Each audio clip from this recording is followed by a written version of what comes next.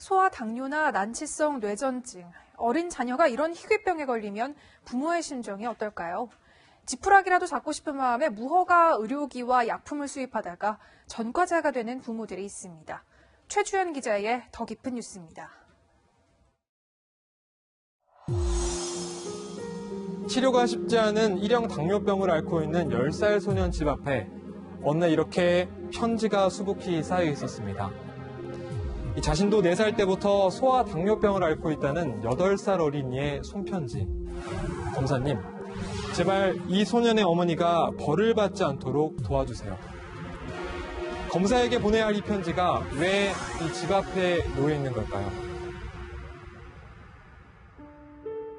저희 10살짜리 아이는 생후 36개월에 이제 일형 당뇨를 진단받아서 지금 7년 동안 이제 당뇨를 치료하고 있는 상태입니다. 인슐린이 거의 없거나 아예 생성되지 않는 일형 당뇨. 인슐린 주사를 맞는 것 외에는 치료법이 없습니다. 10살 정모군은 하루에 20번 넘게 손가락과 온몸을 주사 바늘에 찔렸습니다. 11, 12, 13, 14번. 새벽 1시 30분, 새벽 3시, 새벽 5시 40분을 또 측정하고 거의 잠을 못 자도 계속. 김 씨는 해외의 당뇨병 사이트를 뒤지다 24시간 연속 혈당 측정기라는 희망을 발견했습니다. 멀리 떨어진 아이의 혈당도 잴 수 있는 획기적인 기기였습니다. 해외 직구로 사들인 이 측정기는 정군에게 새 세상을 열어줬습니다. 어떤 게 제일 좋아? 야구할 때 혈당 체크나 주사 안 맞아.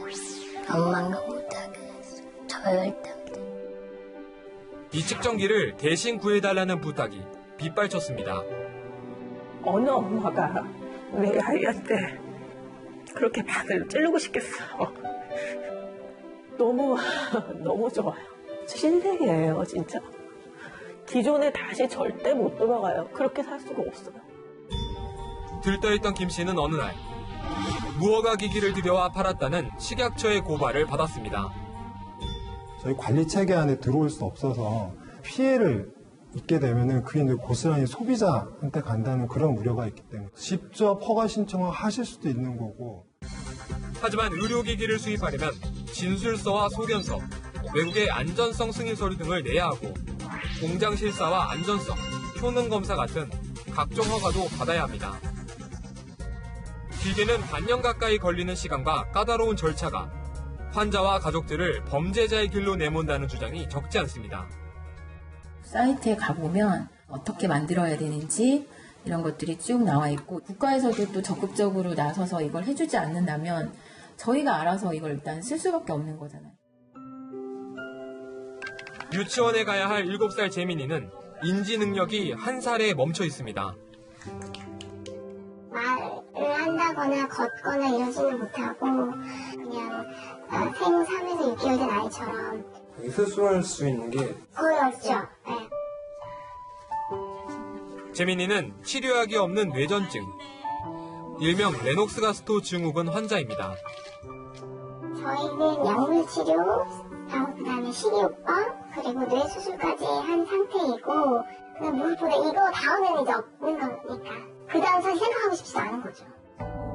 포기할 수 없던 장 씨는 해외 논문들을 뒤진 끝에 CBD 오일, 즉 대마 오일이라는 빛을 찾아냈습니다. 인터넷으로 사들인 뒤 한 달간 먹이자 경련이 줄었다는 진단을 받을 만큼 아들의 병세는 호전됐습니다. 하지만 장 씨는 마약 밀수 혐의로 검찰 조사를 받아야만 했습니다.